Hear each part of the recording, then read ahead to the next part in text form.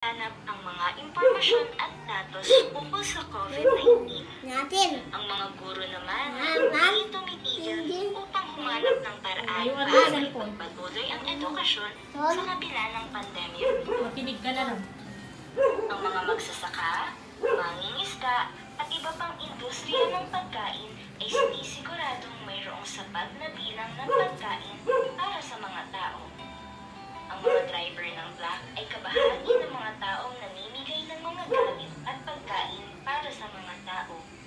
Sa makabilang bahagi, ang mga magbabasura naman ay patuloy pa rin sa kanilang trabaho upang maipon ang mga basurang kailangang itapon.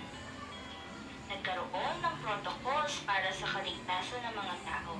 Ito ay ang paggamit ng face mask, face shield, social distancing, at ang mga bata social ay distancing. pinagbabawal sa labas. Mga bata, hindi, nasa loob lamang ng bahay. bawal, lumabas.